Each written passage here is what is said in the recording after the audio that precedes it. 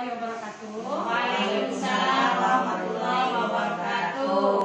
Alhamdulillahirabbil alamin wa bihi nasta'in wa ala umuri dunya waddin ajmain amma ba'du. Yang saya hormati Bapak Ibu guru SDN 14W5.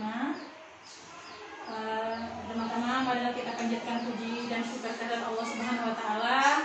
Karena berkat rahmatnya kita diberikan kesehatan, dapat berkumpul dalam kegiatan simenasi implementasi kurikulum Merdeka yang kemarin telah saya ikuti workshopnya. Di salawat teriring salam semoga selalu tercurahkan kepada junjungan kita Nabi besar Muhammad SAW. Insya Allah kita akan memberikan pertolongan di yaumul akhir. Amin. Amin. Bapak Ibu guru, berdirinya saya di sini, mohon maaf, bukan untuk menggurui, tapi untuk menyampaikan materi yang saya dapatkan di pelatihan kemarin pada hari Selasa. Di sini saya mendapatkan oleh-oleh mengenai kurikulum Merdeka. Di sana kemarin kami membahas tentang pembuatan ATP, yaitu alur tujuan pembelajaran, yaitu selanjutnya modul ajar, dan yang terakhir modul V5, yaitu penguatan proyek pembelajaran Pancasila. Ada 3 tugas yang kami buat kemarin, dan hari ini kita diwajibkan untuk memberikan materi kemarin kepada teman sejawat di sekolah tempat kita mengajar masing-masing. Yang pertama, di sini ada alur tujuan pembelajaran. Di sini di layar ada modul ajar. Modul ajar ini berarti sama dengan RPP atau rencana pembelajaran kita selama ini.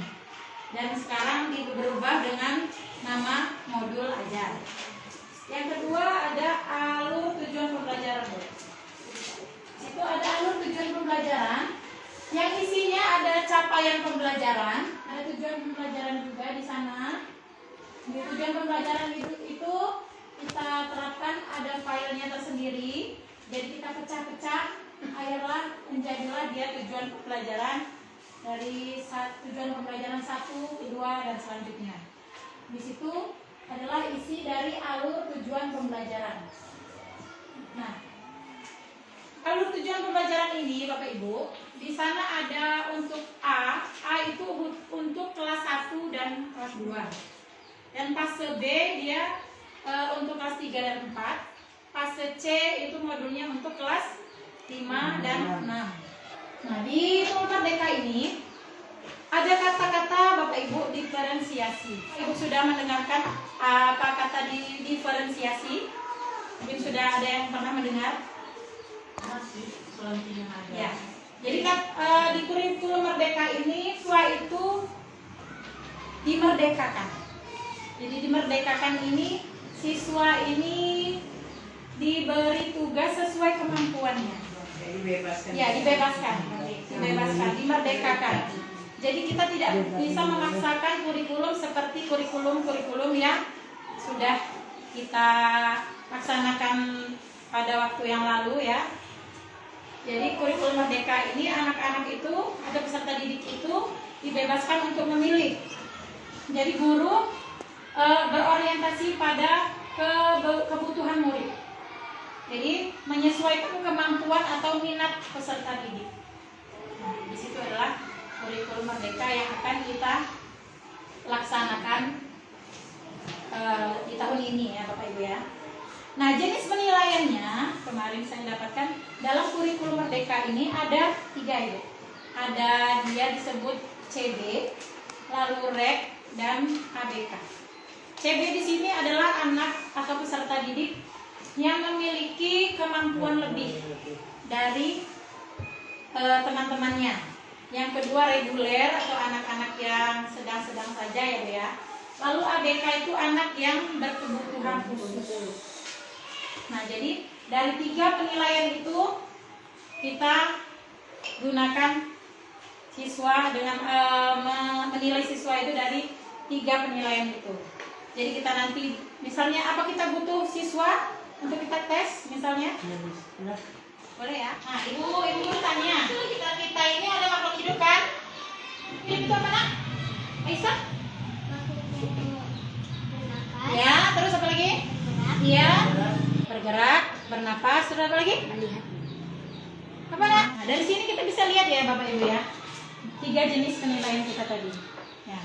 Nah, coba kalau makhluk hidup yang ada di darat, coba Ibu tanya, yang mana? Coba Aisyah, apa aja makhluk hidup yang ada di darat? Hah? Kucing. Terus?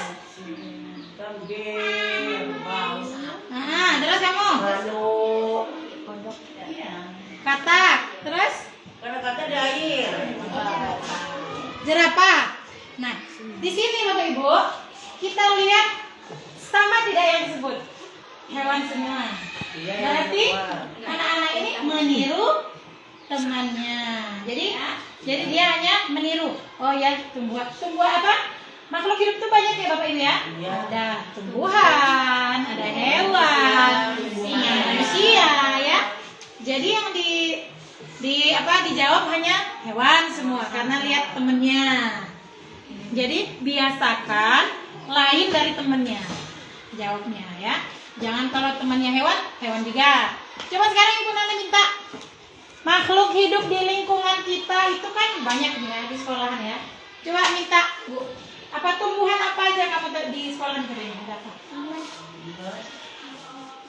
Ada apa di sekolah kita? Nah, cari ambil daunnya aja, nggak usah cabut. Berempat. Cepat ya. Belum sampai penilaian. Tapi penilaian itu dibebaskan untuk guru. Jadi misalnya dia minat, misalnya anak ini hobi seni, tapi ada yang bisa nari, ada yang bisa nyanyi, yang nari nggak bisa nyanyi kan? Yang nyanyi nggak bisa nari. Nah, jadi kita minatnya, bakatnya dari dia masing-masing ya. Ada yang melukis, ada yang suka nari, ada yang suka nyanyi, jadi beda. Nah, ini apa? Coba sini Mel. Apa ini? Sate. Sini? Singkong. Yang ini? Coklat. Yang ini? Bunga. Nah, dari sini kita bisa tentang IPA misalnya kita kelompokkan yang akar tunggang, apakah yang akar serabut. Di sini kita membuat kelompoknya Bapak Ibu. Bukan jenis akar yang kita ambil dari jenis daun. Bisa ya. Dari jenis daun atau dari jari. Kalau ini akarnya sama, jadi kita cari pembedanya Bapak Ibu. Jadi pembedanya adalah punya Kaila bentuk daunnya berbeda, punya berbeda, punya Isa berbeda, punya Wardah Suljana berbeda. Sekarang kita buat kelompoknya, kelompok juga kan dari mereka sendiri yang memilih Bapak Ibu. Nah, kelompokkan si Kaila ini nanti dengan temannya yang jenis daunnya seperti ini. Nah, dia cari daun seperti itu, berarti dia cari lagi tumbuhan yang berdaun seperti ini. Apa aja itu nanti kan. Terus ini si Pebi, daunnya seperti itu. Nanti dia cari kelompok yang daunnya seperti itu. Dicatat lagi kan. Nah, lagi ini Nur Aisyah dan Waratul Janah. Itu sebagai pembeda anak-anak membuat kelompok. Jadi kita tidak bisa kamu kelompok itu. Biasanya kan seperti itu. Nah, sekarang membuat kelompoknya seperti ini. Jadi biarkan mereka sesuai minat mereka masing-masing. Jadi siapa yang sama jenis tanaman yang diambil, itulah kelompoknya. Sampai sini paham Bapak Ibu ya? Tapi saya tanya dulu Bu. Ya. Saya tanya dulu ya. Saya kan ngajar kelas 1 misalnya. Kalau dibuat ini kelompok itu bisa nggak? Bisa, seperti juga Bu. Buat kelompoknya. Jadi misalkan kalau di kelas 1 ya, kan kurikulum merdeka dari kelas 1 sampai 6 sudah memakai. Jadi misalnya di kelas Ibu apa tentang pelajaran apa? Benda apa misalnya? Benda hidup, benda mati. Ya. Nah, nanti anak-anak juga ya seperti ini. kan Misalnya gitu. anak-anak benda di sekolah kita cari. Benda Cari dah. Misalnya ada yang cari batu, ada yang bunga. Nah, di situ kelompokkanlah yang benda mati dengan benda mati, benda hidup dengan benda hidup seperti itu. Paham ya? Iya. Nah, untuk cara mengelompokkannya begitu. Jadi kita tidak memaksakan si A kelompok ini ya nak, B kelompok ini ya nak. Jadi biarkan mereka memilih. Berarti kan bukan kita yang memaksakan, karena mereka mencari sendiri. Nah, Nana kasih ya. Udah. Nah, untuk selanjutnya kita cara pembuatan alur tujuan pembelajaran, modul ajar dan modul P5. Nah, silahkan dibuka laptopnya masing-masing untuk P5. P5 itu saya tanya dulu Bu. Dulu itu saya kan belum ngerti ya mengenai P5 itu apa sih maksudnya? Jadi P5 ini Ibu modulnya tentang kearifan lokal di daerah kita masing-masing. Jadi kalau yang RPP modul aja itu adalah kurikulum merdeka yang dari misalnya RPP seperti RPP kita, perangkat pembelajaran kita, itu modul ajar dan ATP. Tapi kalau P5 ini modul khusus proyek penguatan kawin pelajar Pancasila di lingkungan kita. Misalnya di lingkungan kita ada yang membuat tapis atau membuat ciri khas makanan kita keripik misalnya. Nah, anak-anak ditugaskan untuk membuat proyek itu. Misalnya tukang keripik atau tukang tapis. Nah, ya. Jadi anak-anak membuat laporan. Jadi kegiatan cara membuat keripik misalnya. Kita membuat itu. Berarti diuraikan kayak gitu. Iya. Jadi seperti laporan, ya bahan laporan tentang kearifan lokal di sekitarnya. Itu adalah proyek P5. Baik, sekarang ke alur tujuan pembelajaran. Kita buka, Ibu Elvin bisa dibuka. Nah, seperti ini ya Bu ya.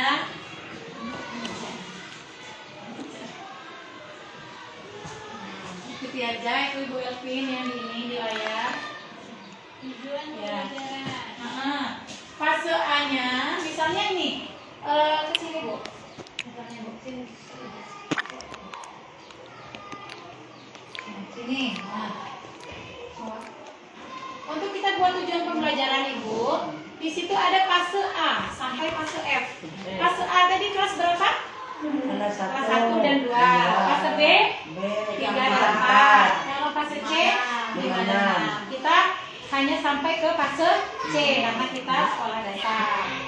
Nah, jadi ini ada capaian pembelajaran setiap fase. Di situ ada fase A ya Bu, sampai dikenalinya sehari-hari, ya. Di situ nanti kita blok, coba Ibu Elvin di blok, lalu kita masukkan ke, nah ke sini, ke tujuan pembelajaran. Nah di fase A tadi adalah tujuan pembelajarannya. Ke bawah lagi ada deskripsi kegiatan. Nah di sini, nah setelah melakukan kegiatan itu tadi adalah fase A tadi ya Bapak Ibu ya. Fase kopi ya. Nah dikopikan ke capaian pembelajaran yang fase A tadi, kita kopikan ke sana. Lalu di bawahnya lagi ada, buka lagi yang ini tadi yang PDF. Nah, masuk ke bawahnya lagi. Nah, di sini ada elemen menyimak, ada elemen membaca dan yang terakhir menulis. Nah, di sini nanti kita copy lagi ke ATP tadi. Mana Bu? ATP tadi. Fase A-nya kita copy. Nah, kita kopikan ke atasnya lagi. Nah, di situ ada nih keterampilan proses di sini. Keterampilan proses di situ tadi kan ada menyimak, ada membaca ya Bu, ada membaca dan memeriksa, ada ketiganya berbicara dan mempresentasikan, juga ada menulis di sana. Dari keempat itu kita pecah lagi menjadi tujuan pembelajaran di bawahnya. Nah, tujuan pembelajaran 1 di situ ada Bu ya. Tuh, menyimak. Ya, peserta didik mampu bersikap menjadi pendengar yang penuh perhatian. Sampai titik sudah terlihat. Itu adalah tujuan pembelajaran 1. Terus tujuan pembelajaran 2-nya. Ada peserta didik menunjukkan minat pada tuturan yang didengar serta mampu memahami pesan lisan dan informasi di media audio, teks, sampai berkomunikasi. Itu adalah tujuan pembelajaran kedua. Tujuan membaca dan pemirsa yang menunjukkan minat terhadap teks yang dibacakan atau dipirsa. Itu adalah tujuan pembelajaran ketiga. Tempat selanjutnya sampai pembelajaran yang ke-12. Jadi di fase 1 itu ada 12 tujuan pembelajaran yang kita terapkan ke siswa. Bukunya dari mana? Bukunya bebas. Jadi dari mana sesuai ada materi itu di buku atau di Google. Buku apa saja? Ya. Jadi kita berikan. Maka disebut kurikulum merdeka. Siswa bisa tapi di sini sudah paham Bapak Ibu? Ya. Paham. Lebih sedikitnya ya, sedikit lumayan paham. Sudah 5, coba yang ke-5, modul P5. Modul P5 yang ditanya oleh Bu Masia tadi. Modul P5, nah di sini Bu ada proyek penguatan profil pelajar Pancasila, itu adalah kepanjangan dari P5. Di situ ada temanya kearifan lokal. Jadi kearifan lokal di lingkungan kita. Di sini kemarin saya buat ciri khas Lampung. Bawa lagi BPN. Fase B karena saya di kelas 4. Jadi saya buat fase B ya. Fase B itu kelas 3 dan 4. Selanjutnya di situ ada koordinator. Koordinator itu adalah Hasita. Terus ketua koordinator kepala sekolah. Sekretarisnya bebas kita buat siapa aja. Bendaharanya bendahara sekolah. Tim fasilitator itu adalah guru kelas. Jadi berarti kalau ibu buat nanti itu nama ibu di situ. Bawah lagi. Nah di situ ada pendahuluan, latar belakang topik, tema dan topik. Di sini tadi adalah ciri khas Lampung. Jadi di situ ada saya tulis Lampung merupakan salah satu provinsi di Indonesia dan memiliki beberapa keunikan diantaranya budaya Lampung memiliki warisan budaya yang kaya termasuk tarian, terus bahasanya, keindahan alamnya, pertaniannya, kerajinannya. Ini yang cari adalah kita Bu. Di Google boleh kita cari, kita masukkan ke situ. Tujuannya juga ada, Bapak Ibu. Tujuan proyek Pancasila juga ada, tapi tentang tujuan kita, tema kita. Misalnya tadi ciri khas Lampung, berarti tujuannya memahami sejarah dan budaya Lampung, meningkatkan wawasan yaitu mempelajari adat istiadat Lampung dan dapat menambah wawasan tentang budaya Lampung. Lagi, nah sebenarnya itu ada tujuannya itu ada 6. Nah capaian proyeknya membangun kreativitas dan inovasi siswa itu tujuannya, mampu mengidentifikasi masalah, mampu memiliki fokus masalah, mampu memiliki ide-ide dan gagasan, sampai tujuan mewujudkan dalam bentuk aksi nyata. Terus dimensi elemen profil pelajar Pancasila itu ada 6, yaitu anak-anak itu diharapkan beriman dan bertakwa, 2 bernalar kritis, 3 mandiri, 4 kreatif, 5 berkebinekaan global, dan 6 gotong royong. Itu adalah isi dari profil pelajar Pancasila. Sampai di sini bagaimana, ada pertanyaan atau sudah jelas? Sudah jelas ya Bu? Sudah jelas. Baik, alhamdulillah. Semoga materi yang saya sampaikan bermanfaat, bisa menjadi penerangan lah untuk kita bersama tentang kurikulum merdeka. Yang pastinya nanti ada pelatihan-pelatihan selanjutnya. Ini jika ada kata atau penyampaian saya yang salah, saya mohon maaf. Karena kita sama-sama belajar. Saya baik, saya iri. Billahi taufiq wal hidayah. Wassalamualaikum warahmatullahi wabarakatuh.